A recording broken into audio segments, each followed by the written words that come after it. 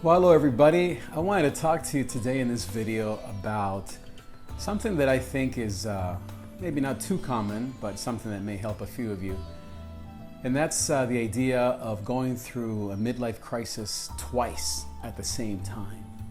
I was reading about something the other day, and I also posted something on Facebook, how the natural development of a adolescent or pre-adolescent boy peaks at about ages 12 to 13. It's a little before that for girls.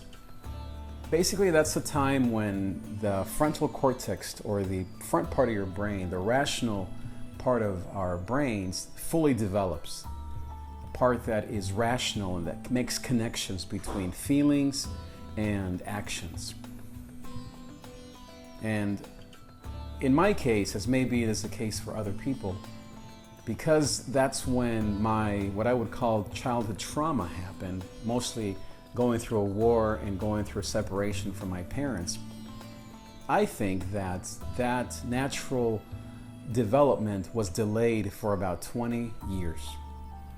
And so then at about age 40, 25 years later, when you might be apt to go through a normal midlife crisis, both of these things took place at the same time, which created in many ways sort of an eruption or a volcano effect, a perfect storm, where the person, the child, the young man, the young woman is facing not just the second awakening in their lives, trying to understand career and dreams and goals and maybe even disappointments, but also, as in my case, that young person or that man or that woman is now also dealing with kind of making connections about who they are and about what they're in this world to do. What are they supposed to do here on this earth?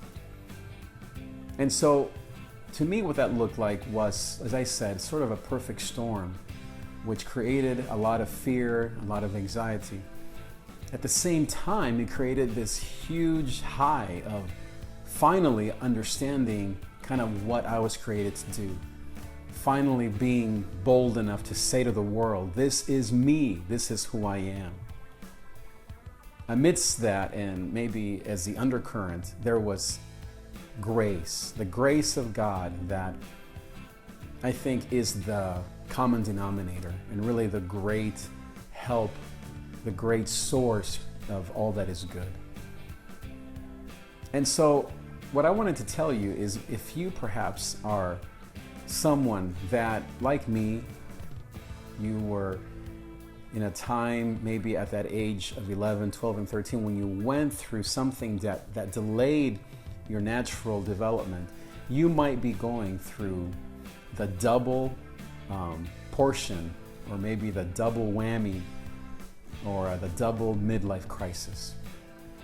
So I want to give you some tips on kind of what to do if you are facing this reality. Number one is to realize that trauma is real, that the misconnections or disconnections that you have in your brain are really there. The natural things of, for example, of a boy who at 11 or 12 begins to kind of like not be that little boy anymore.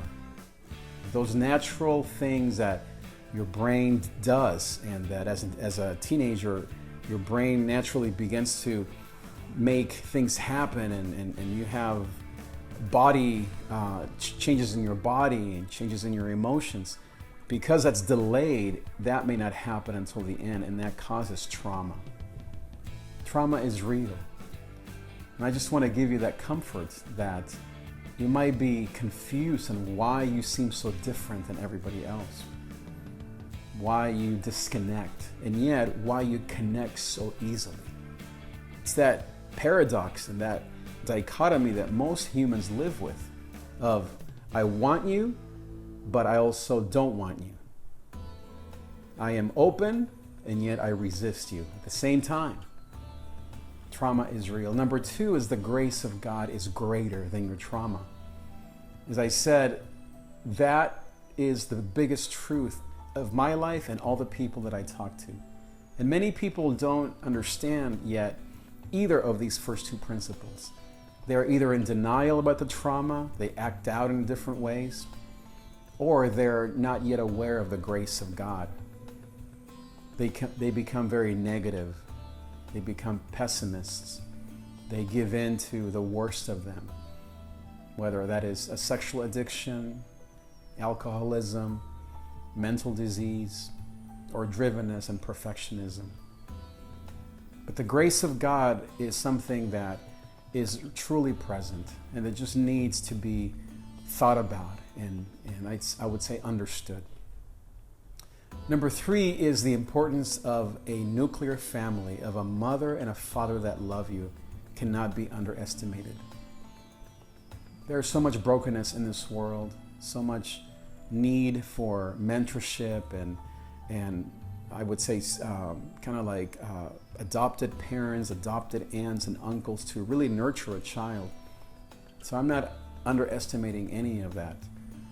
But I think it's important that we highlight and we raise the bar once again on the need for couples to stay together, for a husband and a wife to work things out, for the importance of a child, or for the importance to have a child be raised by a mother and a father. It's without a doubt one of the most, I think, underrated things that we don't talk about enough. How when a child has that mom and that dad in their lives, or as I said, mentors or people that stand in the gap for the parents, that's when a child truly can understand who he or she is. And I would say lastly, on number 4, is that hope and joy is possible. And as I've said many times, though there's pain in the night, joy does come in the morning. In other words, don't be discouraged or depressed because you went through trauma, or because you are delaying, or you had to delay the normal curve of life. In many ways, I am convinced that God has a purpose and had a purpose in you having to go through that trauma early in life. That's true for me. That's true for many people out there. And the joy that comes from that pain that comes at night, or that came when you were a young boy or girl, I'm convinced that we now can love other people deeply, genuinely, with true empathy, not apathy, with our arms wide open, with true humility, because we know what it's like to feel distant, to feel disconnected, to not be loved. So I would say in conclusion that the challenge for those of us who've been through that double whammy, or that double midlife crisis, is to have the courage that is in us, the same courage that we needed to have to get through being 11 and 12 and be on our own, is the same courage that you can draw from to now get through this second season in your life. And I guarantee, because I'm living proof, that the result of this current exercise, or this current crisis, or getting through this current situation that you might be going through, that the result of that is going to be even greater than you can imagine. I hope that I can be an example to you of someone who is living a life of purpose and joy, and finally putting the pieces together. And in many ways, like a bone that breaks and comes back stronger than ever, that I can be an example of someone that's living a life of joy, a life of adventure, of risk, of grace amidst anxiety, and most of all of love, and what I like to call of gozo.